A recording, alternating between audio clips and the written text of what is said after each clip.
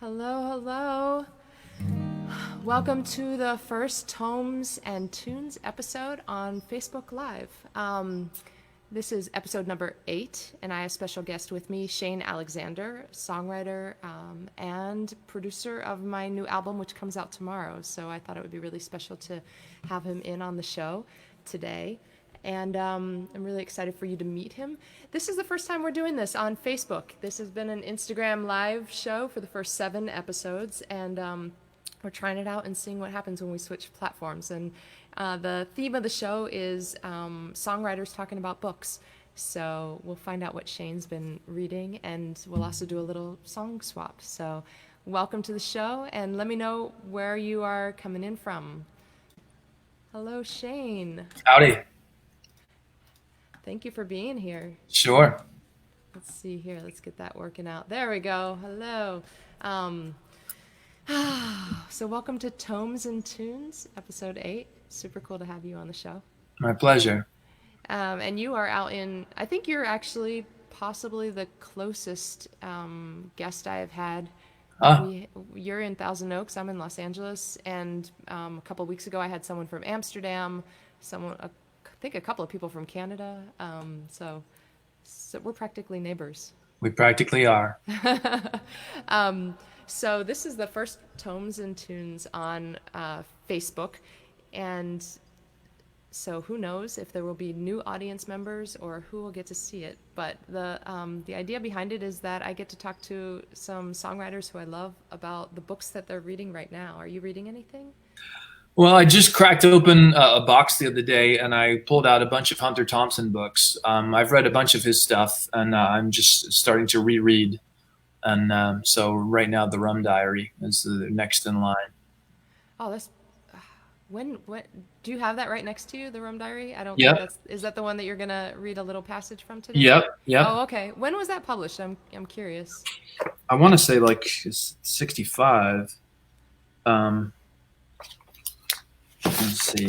I'm gonna look and see when this one was published. Let's see here. Getting nerdy about the publishing information. Oh, 1987 for me on this. So it's a crazy time that we're living in right now, and I feel like for a couple of the past few weeks, I don't know, I guess maybe I started to settle in. Maybe it was the protests and the civil unrest and the social activism that's been happening lately that sort of, it didn't distract me from COVID-19, but it sort of, shifted, I guess, my attention. I was paying more attention to the activism that was going on. Sure. And now today, I had to go to the post office because I'm mailing out packages, and it was my first time at the post office since before this happened, and so COVID-19 is on my mind a lot. I don't know. I feel like I want to rattle off some statistics, but I'm gonna not do that. I'm gonna hold myself back. But I want to ask how you guys are doing out there in Thousand Oaks. We're doing okay. In the last week or two, we've gone out a little bit more, which now, of course, I'm regretting because seeing the numbers are going up again. We haven't done anything too crazy, but last weekend, one of my best friends got married, and they had a party afterwards that was socially distanced. There were only about 12 people there, but that was the most ambitious thing that we've done. Today, we'll probably go to the beach and just sit on the beach and have like a picnic. But yeah, we've kept pretty well locked up. And my daughter, she's a teenager. She's 14. She spent 3 months completely alienated from all of her friends, and then in the last few weeks, we've let her see one. And so, their parents have also been really good quarantining and stuff like that, as good as can be. And so I suppose in that regard, we've been a little bit risky, but it just seemed cruel to keep her cut off from all of her friends for so long. Yeah. And so we've honored the quarantine. We're wearing masks. I had to go to the post office to mail out some albums in the last couple of weeks. I went there twice, and just seeing long lines and masks and stuff like that, and seeing that as the new normal is disconcerting, but I think it's the right way to be. Yeah. Yeah. Got couple people streaming in here, and Yeah. Victor's down South Los Angeles County. Okay. Susan's up in Susan, where are you? Put it in the chat box. And Mark is coming from Dallas, Big D. Curious what you guys are doing also. If you've been out and about, if you've been going to the post office and having social distance parties. Similar to you, Shane, I haven't done a 12-person hang yet, but our neighbors, we have a cool little clan on our street, and everybody's super nice, and we're thinking about doing, I think it's tomorrow, a little hang on people's lawns, and sitting on the sidewalk, or all that stuff, and we'll see. Oh, Susan, you went to the post office too for the first time today. Me too. Yeah. Yeah. Oh, Minneapolis. That's right. How could I forget that, Susan? Yeah, you're in Minneapolis, the center of of the protests in honor of George Floyd. Shane, by the way, I should mention here, Shane has a new single out called 2020 Vision, which you said you're not going to be playing it today, but for those of you listening, please go find it on all the streaming platforms. Shane, will you say a little bit about that song? Yeah. I felt compelled to write about it. It's such a divisive time, and like everybody else, I did see the video of George Floyd's killing, and I was really upset by it. And racism is alive and well in this country, and I grew up in two states that were really different. I grew up in Maryland, which I had almost 50% of the school was black. And so growing up from 2nd to 10th grade, I had tons of black friends, and it seemed completely natural and normal. And then when I moved to Pennsylvania, there were very few people of color, and racism is pretty alive and well there. And as an artist and as a Buddhist and stuff like that, I just always try to do my part to use my voice for good. And this song just sort of came out pretty quickly a few weeks ago. And I sent it to a number of friends to get some feedback, because it's a sensitive subject, and I want to use my powers to bring people together and not alienate. But I wrote a pretty frank song about what happened to George Floyd, and I put it out as quickly as I could, just because I felt like it was the right thing to do.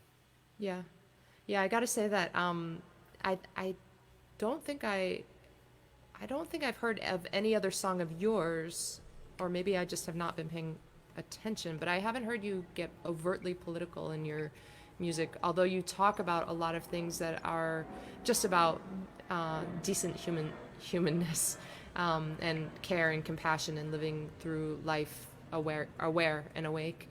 Yeah. But this song in particular, maybe because you were writing about a very, very specific incident, and to be honest, my reaction to it was yes, good for you, Shane. For I think that as songwriters, it's hard to, you don't want to alienate your audience, and at the same time, you want to stand in your values and hope that your audience is there with you, or that you can kind of help to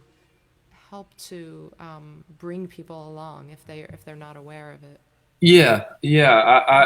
I was with a little trepidation, and I thought that I would get some blowback, but actually I've gotten zero, which is really encouraging. The comments and the emails that I've gotten from everybody were really, really positive, and everybody thought that I kind of nailed it on the head, which was my idea. And first of all, I sent it to definitely some friends of color, first of all, to get their blessing. And those were all thumbs up and green lights. And it's just such a strange time, and I think it's important that the issue is kept alive. And so even though this was a few weeks after the incident happened, I thought it was good to kind of keep the conversation going. And again, as a Buddhist, I've been a Buddhist now for 22 years, and they really talk about speaking out and using your voice and your powers for good. And so, like I said, I really felt compelled to write something. The last sort of political song I wrote, I guess, was in response to the shooting in Vegas, called "I'll Be Here." That was the last. Maybe not so much political, but definitely topical. Yeah. And same thing, I was inspired within minutes of that whole thing to write that song, and I put it out that week, just because I just thought that's what Neil Young would do. And you know, WWNY. yeah, and so yeah, it's a really pivotal time in the country, and I think it is really important for artists to speak up. And I see a lot of people sharing a lot of stuff, and there is a lot of pushback out there on Facebook and stuff like that, and people retorting with "All Lives Matter" and stuff like that, which is just really not getting the memo. And so I just kind of wanted to be on the right side of history. Yeah, yeah. Well, I'm proud to. I would say stand by you, stand next to you, be on the split screen next to you, Thank as you. it were. Yeah. Um, so you mentioned which book are you reading right now? The Rum Diary. Yeah, and is there a passage that you would like to share with us? Well, you know, I was scanning through trying to find something juicy, but um, I just love the rhythm of the way he speaks, and I always loved him. But this is just from chapter 11. A 10-year accumulation of these vagrant addresses can weigh on a man like a hex. He begins to feel like the wandering Jew. That's the way I felt. After one night too many, sleeping on some stinking cot in a foul grotto where I didn't want to be anyway and had no reason to be except it was foreign and cheap, I decided to hell with it. If it was absolute freedom, then I'd had a belly full of it. And from here on, I would try something a little less pure and one hell of a lot more comfortable. I was not going to have an address, but I was going to have a car. And if there was anything else to be had in the way of large and stabilizing influences, I would have those too. I love him dearly. I dig that passage. Good one. Yeah. I'm reading Beloved by Toni Morrison right now. Okay. There we go. And I have had this on my shelf for a long, long time and just had not gotten.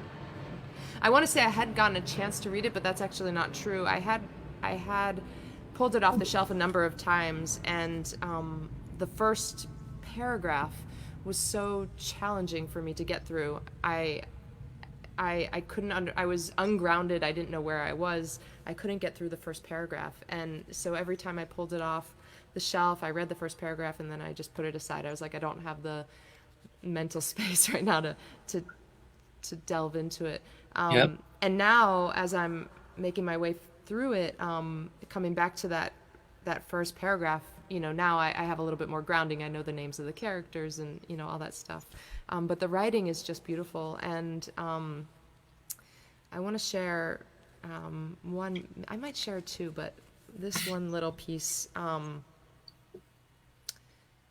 So Baby Suggs is the name of one of the characters, and she's a grandmother. So it says, here we go. It made sense for a lot of reasons because in all of Baby's life, as well as Seth's own, men and women were moved around like checkers. Anybody Baby Suggs knew, let alone loved, who hadn't run off or been hanged, got rented, loaned out, bought up, brought back, stored up, mortgaged, won, stolen, or seized. So Baby's 8 children had 6 fathers. What she called the nastiness of life was the shock she received upon learning that nobody stopped playing checkers just because the pieces included her children. Hal she was able to keep the longest, 20 years, a lifetime, given to her, no doubt, to make up for hearing that her 2 girls, neither of whom had their adult teeth, were sold and gone, and she had not been able to wave goodbye. So that was one little piece, and to me feels really topical. It really speaks to the enslaved generation of African Americans in this country. But then there's this also lovely, if I can find it, where did it go? It was so beautiful. Lovely, lovely. I think I lost my dog ears. Where'd they go?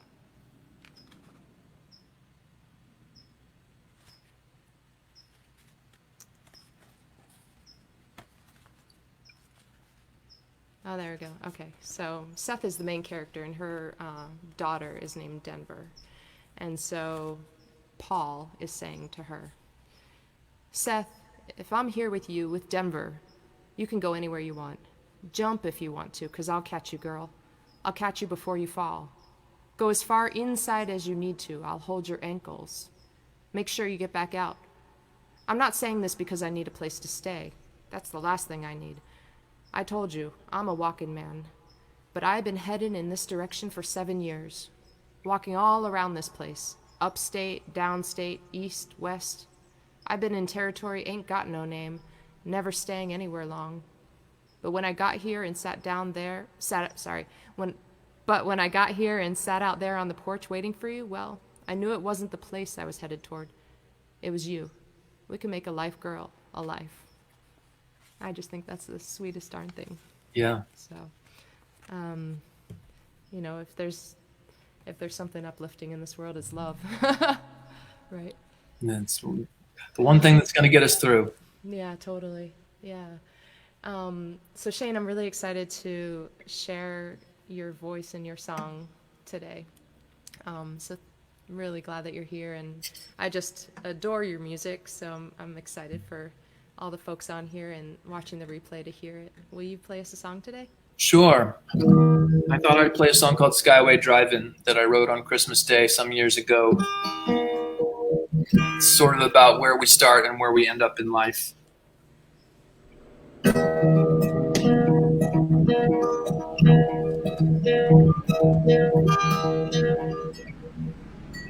Skyway driving by your grandma's house used to be all that's talked about.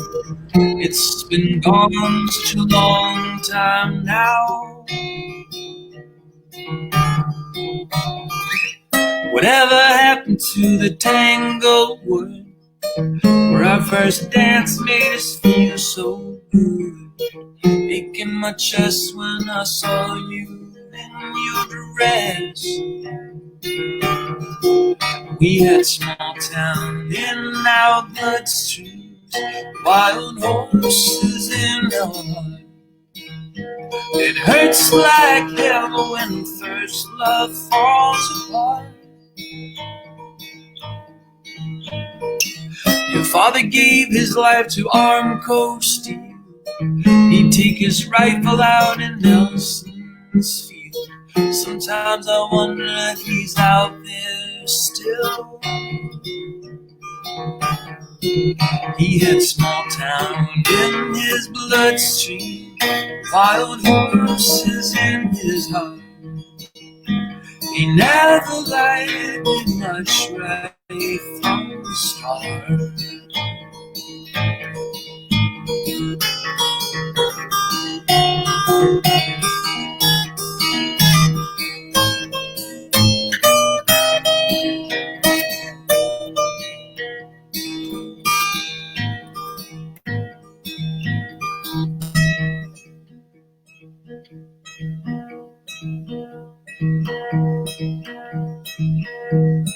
Maybe those winters got too goddamn cold. They come around and make me feel so old. Just 15 with an ancient soul. I always wanted so much else from life. Then out west found a West Coast wife. I did my time with that small town strife. Late at night I still see those faces, no matter how much the time erases. I'm going back to see those places again. 'Cause I've got small town in my bloodstream, wild horses in the no one knows you like those from your start. If you got a small town in your bloodstream, then you know it's all the truth. There ain't no better way to waste your youth.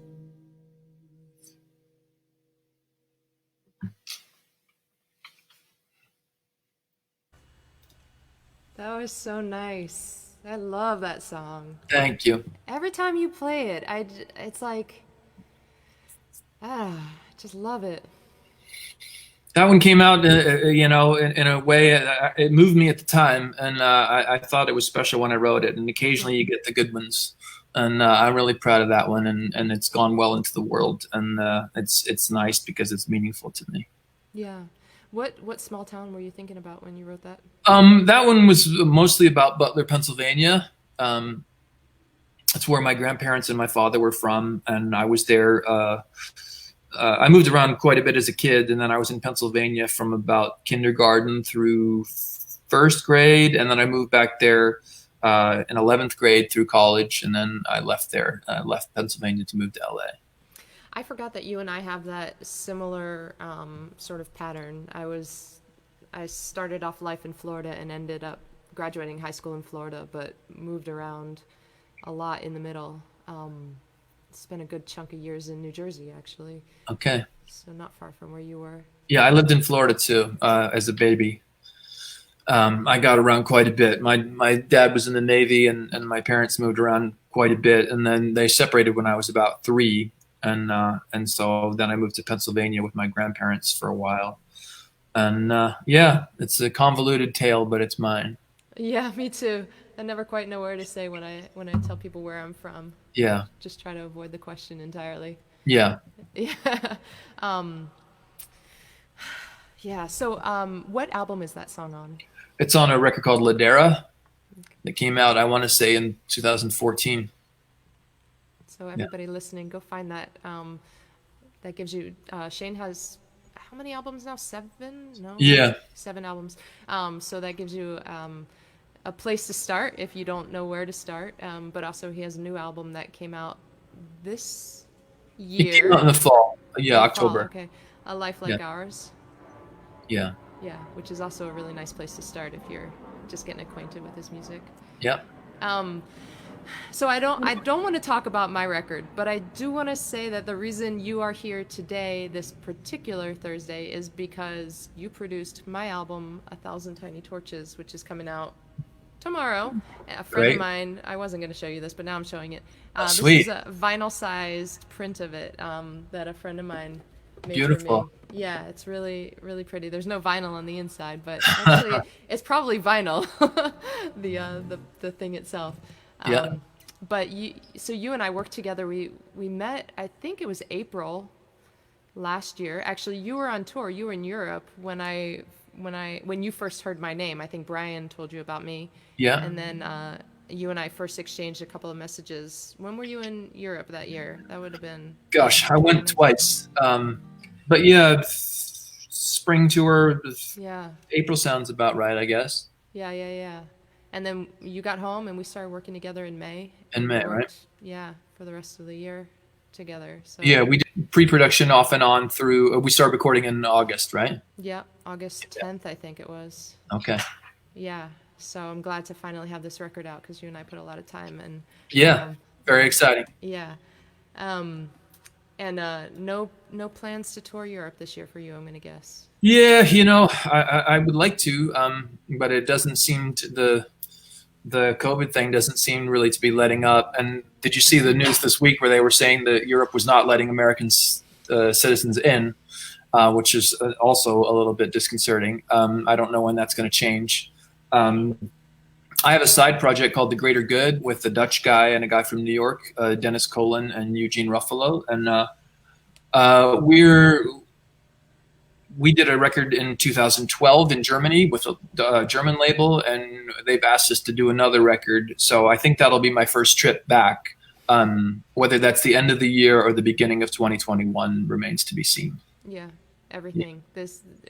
Yeah, future plans at this point are sort of like, who Yeah. knows, who knows, who knows. Yeah, touring is so up in the air. It's Yeah. it's I'm trying not to let it bum me out too much, but it's a weird thing. I was on my website the other day and it said there are no upcoming shows for this artist. And I thought, sigh, Yeah. But in all good things in time. Yeah. I'm gonna play a song and we'll finish up the show with that. We'll chit chat for a minute afterwards. But I thought I would play something from the record. Great. Anything you want to say about The Calling that you remember from the recording? I think it's a beautiful song. It's really evocative. I love the bridge. I love the way the bridge came out on the record. We worked really hard on it, and you worked really hard on it. And I think where it landed is where it needs to be. I think it came out great. Yeah. I'm excited for people to hear the recorded version of it. Yeah. Let's see what this does. Ooh, how's that? Great. Do you like being over there? Sure. That's what I was trying to do when you were playing, but I couldn't figure out how. Okay.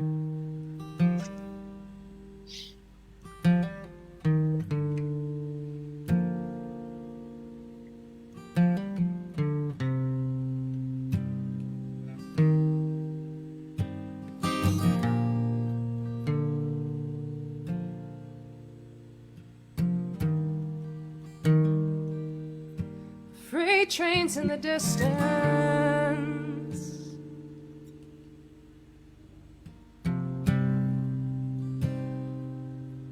we'll hear that whistle blow.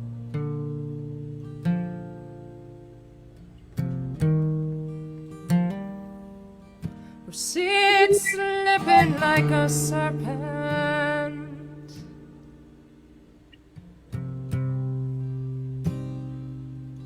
beneath the sunset glow, and further out the clouds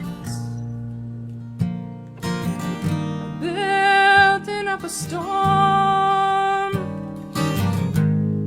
They're throwing bolts of lightning. They say it's gonna pour, and someone's calling someone. I can hear the neighbors ring.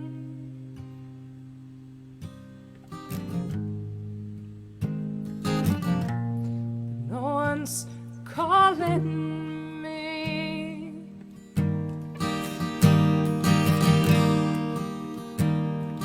I turn up all the lamps,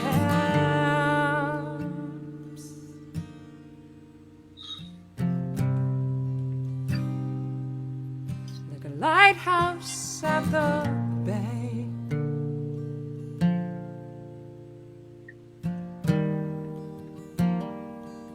And tip an empty bottle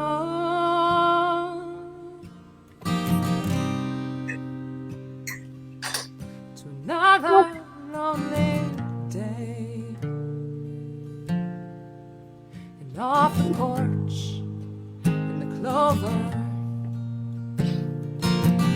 beyond the throw of light,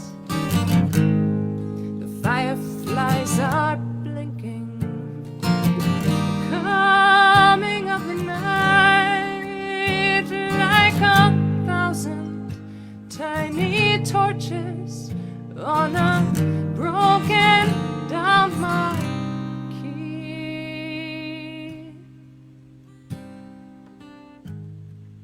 And no one's calling me. That train knows where it's going.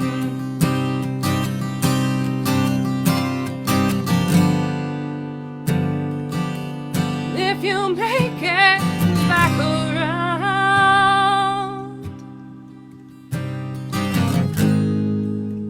and I'll be sitting in the porch light on the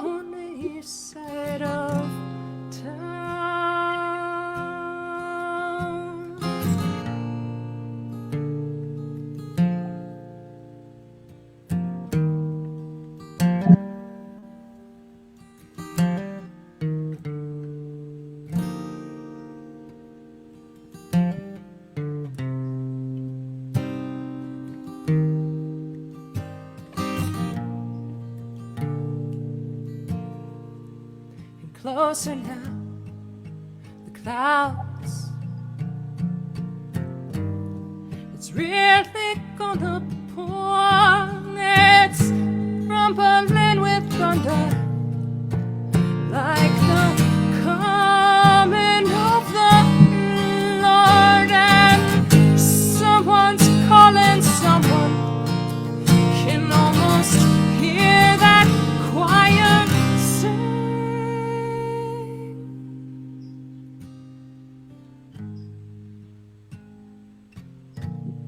No one's calling me.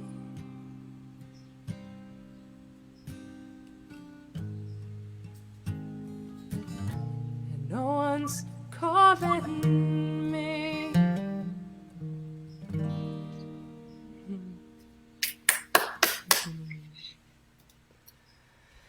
Oh, so that's the calling. Yep. Yeah. Yeah, and this was the call. Tomes and Tunes. Tones and tunes. I just want to say hi to Susie, and I saw Mark and Susan. Oh, all the Susans and Susies coming out. Thank you all for being here, and please go find Shane Alexander Music on all the platforms. Facebook, of course, and then also Spotify, Amazon, Apple, all that stuff. Shane, are you playing any live stream shows coming up? You know, I don't have anything on the books. I need to get another one on the books. I don't have anything coming up officially, Yeah. but I will. Yeah, I was hunting around for some live stream shows last night, and I think I probably am not the only one who's looking for live music. So Yeah. I hope you play something soon. Thank you. And for the rest of you guys, I'll be celebrating my album release tomorrow night at 5:30 p.m. Pacific on Facebook Live, and that's 8:30 Eastern. So please join me and celebrate for my regular Friday night show. Thank you so much, Shane. So great to have you. My pleasure. Talk soon. Talk soon. Bye-bye. Thank you, everybody, for showing up here, and we'll do it again next week. I think I like this on Facebook. So Tomes and Tunes every Thursday, 2 p.m. Pacific. Have a great rest of your day. Bye-bye.